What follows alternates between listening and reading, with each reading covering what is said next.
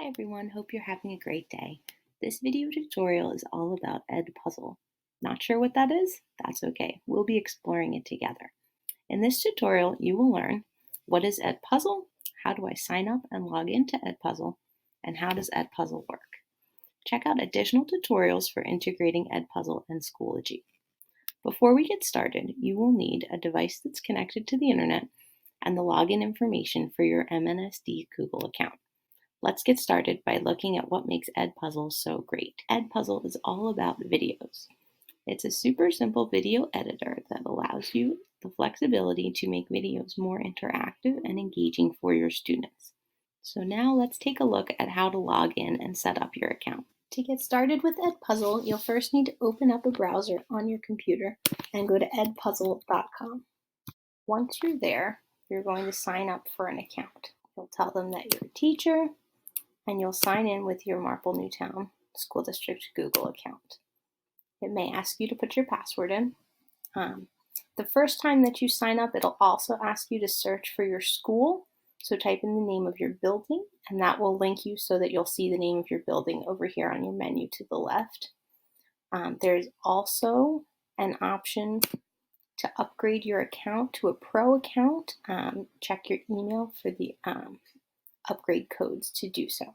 So once you've logged in and you've upgraded your account to a pro account, this is what your homepage is going to look like.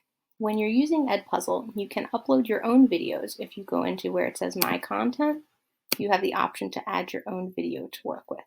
Or you can choose a video that someone else has already created, either in Edpuzzle library from YouTube, from Khan Academy, from National Geographic, a whole bunch of different sources. You also have the option of copying and pasting the URL of a video that you found on any of those sites. What that will do is open up your video in the editing tool. To cut your video is super simple. You just need to click and drag on either of the ends of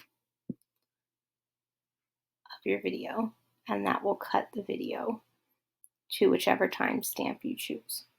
This saves time so that your students aren't watching videos with pieces that are irrelevant to your content. Next is the voiceover tab. Here you can replace the video's audio with an explanation in your own words. Finally, we have the questions tab. These will be graded automatically, which is very cool. And you have different types of questions that you can embed. You can put multiple choice questions, open-ended questions, or you can add notes for feedback throughout the video. If we click on a multiple choice question, it'll ask you to type in your questions. We'll say question 1. It'll ask you to identify the correct answer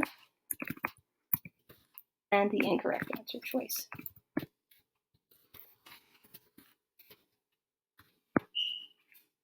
And then when you hit save, that will add your question, or we can add notes, which you can either type in here with text or you can use your microphone to record audio. This is helpful, especially if you're using a video that has formulas or external links, things like that. As you're working, Edpuzzle saves your video. It also defaults to naming your video, whatever the title of it was. You can edit that, of course, to something more specific. Once you're finished, you click Finish up here, and you can see we have just that one question in here. From here, you'll be able to assign your video to students. You can check whether or not you want them to be able to skip ahead or not. You can turn on closed captions if that's helpful to your students. And you can set specific dates and times. What's also great about Edpuzzle is you have the opportunity to add classes to your account.